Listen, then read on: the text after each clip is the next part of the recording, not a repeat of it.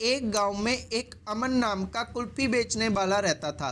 उसकी एक पत्नी जिसका नाम सुधा और एक बेटी जिसका नाम गीता था। सुधा भगवान शिव की अनन्य भक्त थी।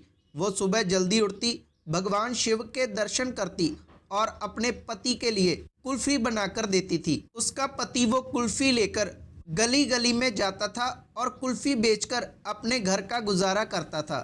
ऐसे ही दिन बीतते जाते हैं और एक दिन सुधा अपनी बेटी के साथ अपने घर में बैठी बातें कर रही थी। तभी अचानक उनके घर का दरवाजा कोई खटखटाता है। सुधा दरवाजा खोलती है और देखती है कि एक अनजान आदमी उनके घर के दरवाजे के बाहर खड़ा था। सुधा उनसे पूछती है कि भाई आपको क्या चाहिए। तभी वो कहता है कि आपके पति का ठेला कुल्फी का है। तो वो कहती है हाँ। तभी वो अनजान आदमी सुधा से कहता है कि आपके पति के ठेले को कोई टक्कर लगा गया है और आपके पति को काफ़ी चोट आई है। हम उसको अस्पताल ले गए हैं, आप जल्दी करो, आप हमारे साथ अस्पताल चलो। तभी सुधा अस्पताल जाकर देखती है कि उसके पति को काफ़ी चोट आई थी। तभी उसका पति अपनी पति सुधा से कहता है कि लगता है मेरा अंतिम समय आ गया है। तुम ऐसा करना, मेरी बेटी का अच्छे से ध्यान रखना और पढ़ा लिखा कर उसको एक अफसर बनाना। इतनी बात बोलते बोलते सुधा के पत्नी का देहांत हो जाता है और सुधा बेचारी बहुत ही दुखी होती है।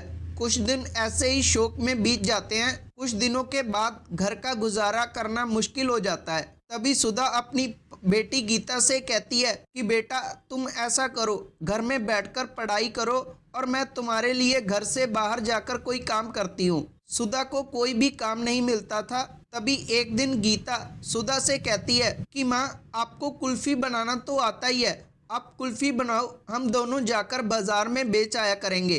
तभी सुधा उसकी बात मानकर कहती है लेकिन दूध और मेवे कहाँ से लाएंगे। तभी गीता कहती है कि माँ मैं ये सामान दूध वाले से उधार खरीद लूँगी। तभी अगले दिन गीता दूध वाले के पास दूध लेने जाती है लेकिन उसको पैसे नहीं मिलते, इसी कारण वो दूध देने से इनकार कर देता है। गीता नाराज होकर वापस आ रही थी। तभी उसको रास्ते में एक लड़का मिलता है। वो गीता से कहता है कि बहन क्या हुआ, तुम नाराज क्यों हो। तभी गीता सारी बात उस लड़के को बताती है। लड़का कहता है बस इतनी सी बात, तो ये लो दूध और मेवे, मैं तो खीर बनाने चला था। तुम ऐसा करो, ये दूध तुम्हारे लिए उधार है, जब तुम्हारे पास पैसे आ जाएं मुझको पैसे दे देना। तभी गीता दूध लेकर घर में आ जाती है और सारी बात अपनी माँ सुधा को बताती है। सुधा कुल्फी बनाकर बाजार में लेकर जाती है। दोपहर हो जाती है लेकिन उनकी कुल्फी कोई नहीं खरीदता। तभी एक औरत आती है और उनको कुल्फी देने के लिए कहती है। जब वो कुल्फी खरीद कर खाती है तो कुल्फी काफ़ी अच्छी थी। वो और लोगों को भी बताती है और ऐसे ही उनका कुल्फी का काम चल जाता है। तभी अगले दिन गीता को फिर वही लड़का मिलता है और उसको कुल्फी बनाने का सामान दे जाता है। गीता उसको पैसे देने की कोशिश करती है लेकिन वो कहता है कि जब तुम्हारा काम अच्छे से चल जाए तुम मुझको पैसे दे देना। तभी अगले दिन फिर वो दूध लेकर कुल्फी बनाकर बाजार में जाते हैं और उनकी कुल्फी फटाफट बिक जाती है। उनका काम अब अच्छा चलने लगा था। पैसे लेकर सुधा और उसकी बेटी गीता उस लड़के को वहीं पर जाकर ढूंढते हैं लेकिन उनको वहां नहीं मिलता। इसीलिए वो निराश होकर अपने घर में चले जाते हैं। जब गीता रात को सो रही थी तभी उसके सपने में वही लड़का आता है और कहता है अब तुम्हारा काम अच्छा चलने लगा।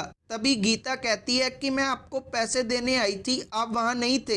वो लड़का कहता है कि मुझे पैसे नहीं चाहिए, मुझको तो मेरे पिताजी ने भेजा था। गीता कहती है कि आपका पिता कौन है। तभी पीछे से एक प्रकाश पैदा होता है और उसमें से भगवान शिव उसको दर्शन देते हैं। गीता समझ गई थी कि भगवान शिव ने हमारी मदद की है। भगवान शिव कहते हैं कि मैं अपने भक्तों की मदद करने किसी न किसी रूप में जरूर आता रहता हूँ और गीता को आशीर्वाद देते हैं कि तुमको कभी भी दुख नहीं होगा और तुम पढ़ लिख कर एक अच्छी अफसर बनोगी। ऐसा बोलकर भगवान शिव अंतर्ध्यान हो जाते हैं और ऐसा ही होता है। कुछ साल बाद गीता पढ़ लिख कर एक अच्छी अफसर बन जाती है। ये थी आज की वीडियो। अगर आपको वीडियो अच्छी लगी तो वीडियो को लाइक करना और आपका अपना चैनल शिव को समझो जरूर सब्सक्राइब करना। और बेल नोटिफिकेशन जरूर ऑन करना, क्योंकि ऐसे ही वीडियो हमारे चैनल पर आते रहते हैं और वो आपको सबसे पहले मिल जाएंगे। तब तक के लिए धन्यवाद।